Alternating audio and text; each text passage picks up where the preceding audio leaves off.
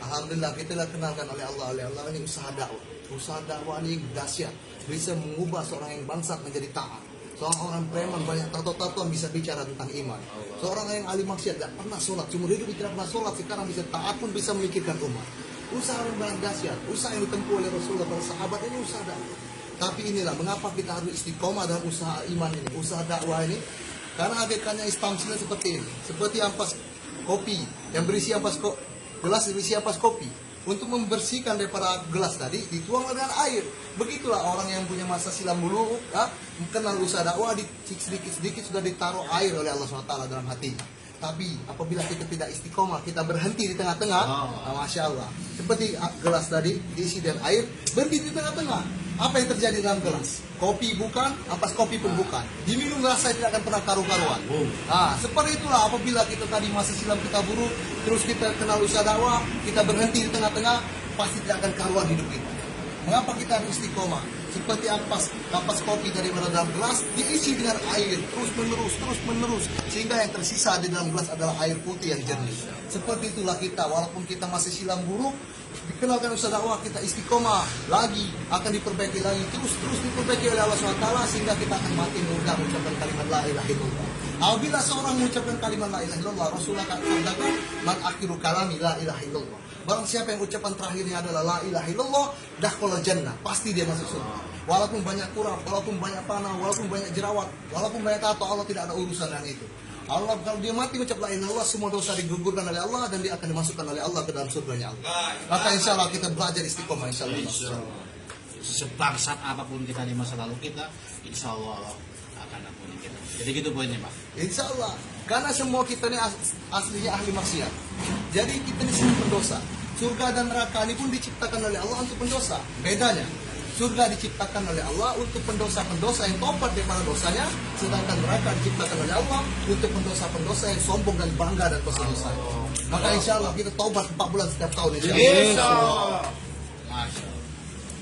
Insya Allah, Jadi emang tidak ada jalan lain lagi ya untuk kita istilahnya sokat untuk kita memperbaiki ini selain di jalan dakwah ini. Tapi kan kata dalam Al-Quran kul hazihi sabili, katakan oleh Muhammad hazihi sabili, inilah jalanku, satu-satunya jalanku.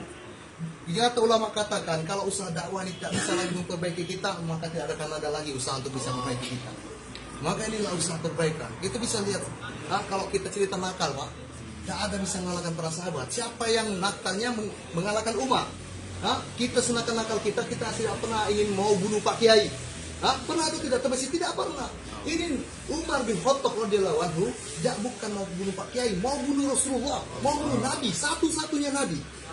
Kita kalau seandainya hari ini ada orang bangsat ingin bunuh Pak Kiai, ataupun dia bunuh sudah Pak Kiai, Kiai itu mati, masih banyak Kiai-Kiai lain yang meneruskan dakwah. Masih banyak Kiai-Kiai lain akan mengajarkan ilmu agama. Rasulullah satu-satunya lah Nabi Ba'dah, tidak ada lagi Nabi setelah Rasulullah. Dipikir jika dibunuh, berarti tidak ada lagi. Tidak ada bisa mengalahkan kejahatan daripada kenakalan daripada Sayyidina Umar bin Khattab.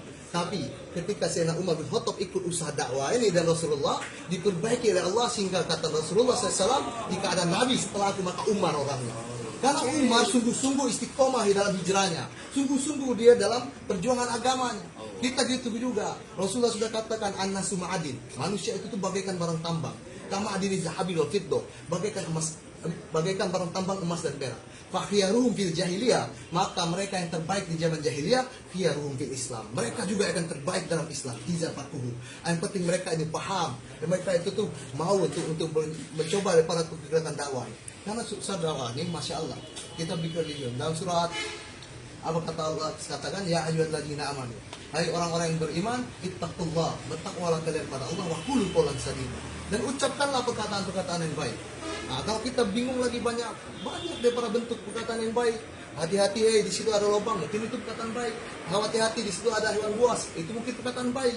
Tapi dalam ayat yang lain Allah katakan waman ahsanu qawlan mimman da'a ila Allah. Siapa yang berkata lebih baik kata Allah daripada orang yang mengajak kepada Allah? Dari waktu Quran sadida itu kita berdakwah, lama kita katakan. Ketika sudah dakwah, waktu Quran sadida mengajak orang pada Allah, baru kata Allah, yuslih lakum a'malakum. Aku perbaiki, saya aku perbaiki amal-amal kalian. Kita lihat sendiri, kita sebelum kenal dakwah gimana, sekarang sudah kenal dakwah, subhanallah. Ini mutlak daripada kasih Allah Subhanahu wa taala. Yang penting kita istiqomah saja. Pasti Allah bimbing kita terus. Walladzina jahadu fina lanahdiyannahum subulana. Insyaallah kita setelah ini IPB ini kita tebarkan hidayah di bumi. Amin. Kita tembus itu hutan, kita seberangi lautan, kita daki gunung-gunung, habiskan nyawa kita untuk agama Allah. Kita getarkan aras Allah, kita getarkan hati birada di surga, sejak sebarkan hidayah hingga penjuru-penjuru dunia. Insyaallah. Insyaallah. La ilaha illallah. Hati lah.